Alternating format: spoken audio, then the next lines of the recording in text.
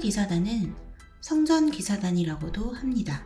이들은 1119년 설립되어 1129년경부터 1312년경까지 활동했으며 그리스도와 솔로몬 성전의 가난한 전사들이라는 뜻을 가지고 있습니다.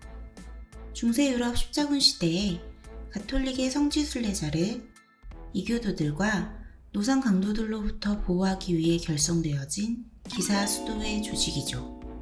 템플 기사단은 전투 병력인 전사와 비전투 병력인 수도사로 구성되어져 있었으며 당시 유럽의 각 국가들은 이슬람교 국가들로부터 예루살렘을 보호하기 위해 십자군을 결성해 원정에 나섰다고 합니다. 그 후 많은 기사단이 결성되어 십자군 전쟁에 참여하였고 그중 단연 템플 기사단이 핵심이었다고 합니다. 템플 기사단에 대한 소문은 무수히 많이 존재하는데요. 그 중에서도 세계 최대 비밀 결사대인 프리메이슨을 템플 기사단이 조직했다는 가설은 논란의 핵심에 있으면서도 정말 흥미롭습니다. 프리메이슨리는 자유로운 석공의 모임이라는 뜻으로 16세기 말에서 17세기 초에 발생한 인도주의적 박애주의를 지향하는 우회단체 혹은 취미클럽이며 일반적으로 사용하는 프리메이슨이라는 지칭은 단체명이 아니라 회원들을 가리키는 말이라고 합니다. 외부에 알려진 것은 회원 간의 친목을 도모하고 자선사업을 하는 단체라고만 알려져 있고 그 외에 알려진 내용은 거의 없다고 합니다. 그런데 회원 간의 친목을 도모하고 자선사업을 하는 단체라고만 하기에는 그 회원들의 구성이 어마무시합니다. 얼마나 어마무시한지 한번 볼까요? 첫 번째, 정치가들. 미국 초대 대통령 조지 워싱턴, 미국 26번째 대통령 시어도어 루즈벨트, 제2차 세계대전 지휘관 더글러스 메가더, 프랑스 제1제국 황제 나폴레옹 보나파르트가 있고요. 두 번째, 사상가들. 프랑스 계몽주의 작가 볼테르, 적십자 운동의 아버지 장 앙리 듀남, 프랑스 계몽주의 정치사상가 몽테스키웨. 세 번째, 음악가들. wolfgang 아마데우스 모차르트의 작곡 스승인 요한 크리스티안 바흐, 교향곡의 아버지 프란츠 요제프 하이든, 음악의 신동 wolfgang 아마데우스 모차르트, 스웨덴계 핀란드 작곡가 장 시벨리우스가 있습니다. 네 번째, 문학가. 파우스트 셰익스피어, 요한 볼프강 폰 괴테, 삶이 그대를 속일지라도 알렉산드르 푸시킨, 셜록 홈즈, 아서 코난 도일, 호수의 여인 월터 스콧. 다섯 번째는 미술가입니다. 아르누보 알폰스 무하, 탄생 마르크 샤갈. 여섯 번째, 과학가. 찰스 다윈의 아버지 이레즈머스 다윈, 페니실린 발명가 알렉산더 플레밍, 원자폭탄의 설계자 엔리코 페르미, 진기기관 개량과 복사기 발명가 제임스 와트. 일곱 번째는 스포츠계입니다. 메이저리거 타이콕과 최초로 농구를 고안한 제임스 네이스미스가 있습니다. 대표적인 인물들만 대략 추려도 이 정도이니 단순한 친목 도모라고 하기에는 무언가 석연찮은 기분이 드는 것이 사실입니다. 그러한 이유로 전 세계 주요 인사가 가입하여 각 분야의 영향력을 행사하는 조직이라는 것이 정설로 여겨지고 있습니다. 그렇다면 어마무시한 회원들로 구성된 프리메이슨과 템플 기사단의 관계는 대체 무엇일까요? 십자군 시대의 초기인 1118년 성지로 향하는 순례자들을 보호하기 위해 프랑스 기사 8명으로 된 템플 기사단이 발족됐습니다. 그리고 1119년 프랑스의 기사 위그드 파잉이 예루살렘 왕국의 왕 보두잉 2세와 예루살렘 총대주교 고르문드를 아련하여 순례자들을 보호하기 위한 수도회를 만들 것을 제안하게 되는데 왕과 총대주교는 이 요청을 받아들입니다. 예루살렘 왕국은 성전산 위에 아라크사 모스크를 왕궁으로 사용하고 있었는데 왕이 왕궁에 한 개동을 내주며 수도의 본부로 삼을 수 있도록 했습니다. 성전산은 솔로몬의 성전이 세워졌다 무너진 자리였다고 믿었기에 신비로움의 대상이었습니다. 그래서 십자군들은 아라크사 모스크를 솔로몬의 성전이라고 불렀는데요. 여기서 유래하여 새롭게 만들어진 수도의 이름이 그리스도와 솔로몬 성전의 가난한 전사들이고 그 수도사들을 성전사, 즉 템플러라고 부르게 되었습니다.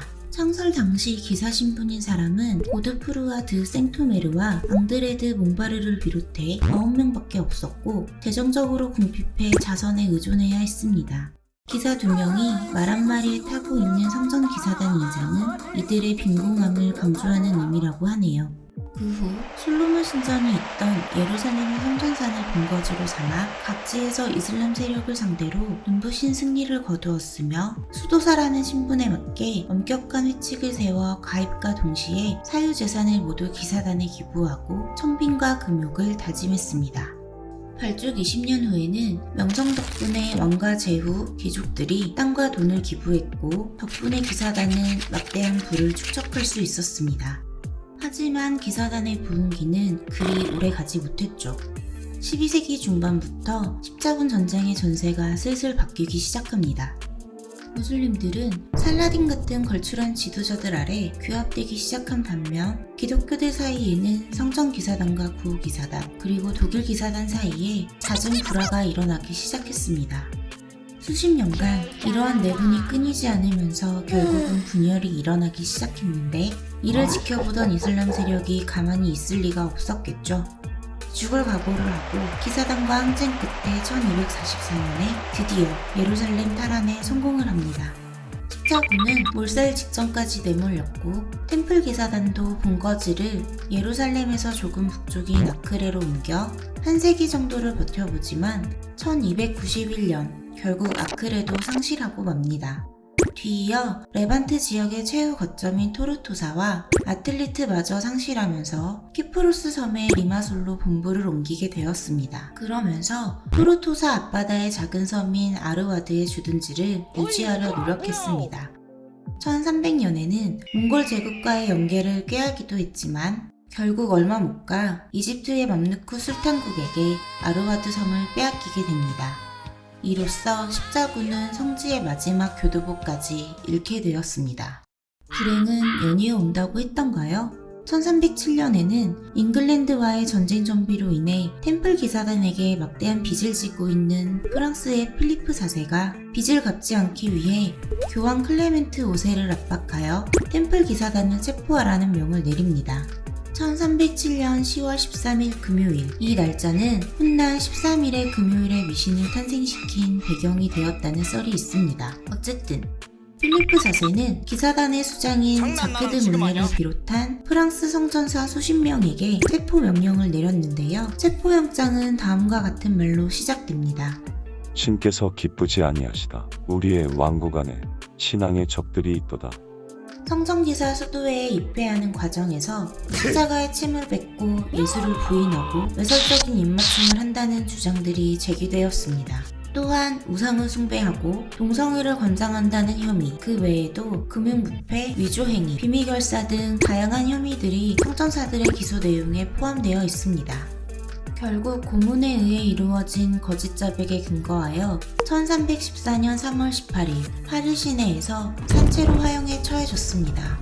이때 자크드 몰레는 끝까지 저항했으며 노트르담 대성당을 바라보는 쪽으로 묶어달라고 요구하고 두 손을 모아 기도했다고 합니다. 전해지는 내용에 따르면 자크드 몰레는 불길 속에서 타 죽어가며 클레멘트 교황과 필리프 왕에게 곧 신 앞에서 다시 만나게 될 것이라 저주를 퍼부었다고 하는데요.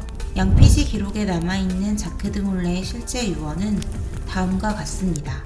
신께서는 누가 틀리고 누가 죄지었는지 알고 계신다. 우리에게 죽음을 인도한 자들에게 횡액이 곧 닥치리라.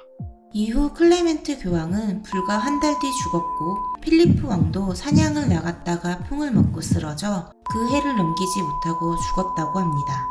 그렇게 템플 기사단은 종말을 맞이하는 듯 했습니다.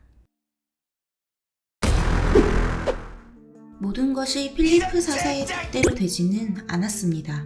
프랑스 이외의 국가에서는 템플 기사단에 대한 탄압이 약했기 때문에 나머지 단원들이 모두 독일 기사단과 요한 기사단으로 이적을 하게 됩니다. 그리고 포르투갈의 템플 기사단은 그리스도 기사단으로 명칭을 바꾸고 대항해 시대에 선당과 함대를 조직해 활약했습니다. 프리베이스는 그 기사단 중 일부가 스코틀랜드로 피신한 뒤 그곳에서 석공으로 일하며 비밀리에 조직한 단체로 추측됩니다.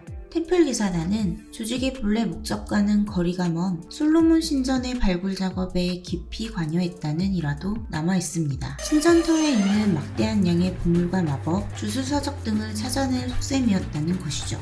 솔로몬 신전을 설계한 건축가 히람 아비프가 프리메이슨의 멤버였다는 사실이 이러한 내용을 뒷받침하는 근거라고도 합니다. 또한 1808년에는 프리메이슨의 회원들이 템플 기사단의 대총장인 자크드 몰레의 위령제를 주관했는데요. 더욱이 회원의 지위를 나타내는 계위도 템플 기사단의 체계와 비슷하고 입회의식이나 절차에도 기사단의 사상이 짙게 반영되어 있다고 합니다. 이러한 내용들로 인해 프리메이슨이 템플 기사단의 정신을 계승하고 뒤를 이어간다는 소문이 돌기 시작한 배경이 되었다고 합니다. 그래서 오늘의 결론은 뭐냐고요? 콩 심은 데 콩 나고 팥 심은 데 팥 난다는 스타디의 생각이었습니다. 저희 스덕 영상이 마음에 드셨다면 좋아요와 구독 부탁드릴게요. 소리 덕후